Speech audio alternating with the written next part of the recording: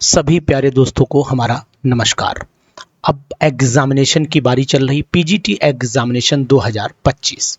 यानी इस सभी पीजीटी एग्जामिनेशन में हमारे साथी बहुत परेशान हैं और उनकी परेशानी सबसे बड़ी है उनके न्यूमेरिकल। यानी पीजीटी के अगर न्यूमेरिकल की बात आती है तो उनकी सांसें फूलने लगती हैं।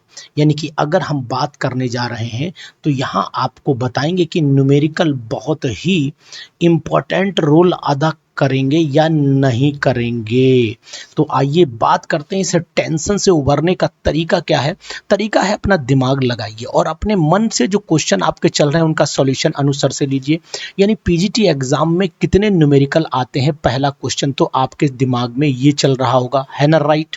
दूसरा क्वेश्चन ये चल रहा होगा कि अगर हम न्यूमेरिकल मान लो छोड़ दें तो क्या सिलेक्शन हो जाएगा, न्यूमेरिकल अगर ना करें तो क्या सिलेक्शन हमारा हो जाएगा। और अगर चौथा क्वेश्चन ये चल रहा है कि किन किन चैप्टर के न्यूमेरिकल कर लें, मान लो अगर करने का मन कर रहा है तो किन किन क्वेश्चन चैप्टर के न्यूमेरिकल करना है। तो आंसर नंबर 1 आपको पहला जवाब मैं दूंगा कि जो न्यूमेरिकल आते हैं वो न्यूमेरिकल मात्र और मात्र 15 से 20 न्यूमेरिकल आते हैं आउट ऑफ 125 में से।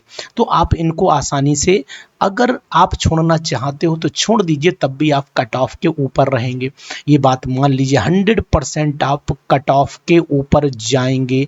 लेकिन ये संभव नहीं है कि आप 100% न्यूमेरिकल ना कर पाओ। 15 में से 5 तो कर ही लोगे, अगर 20 आए तो आप 6-7 भी कर लोगे, निश्चित है। दूसरा है, अगर यानी कि न्यूमेरिकल 15 से 20 आएंगे। और दूसरी बात आपको बताएं, ये पहला जवाब हो गया।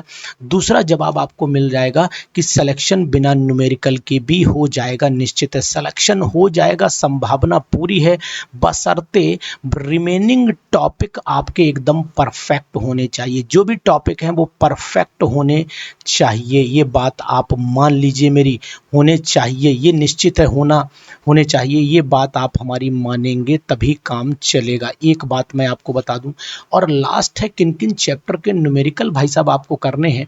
तो आप जानिए चैप्टर नंबर, सबसे पहले आप जान लीजिए चैप्टर नंबर आपको इलेक्ट्रो करना है।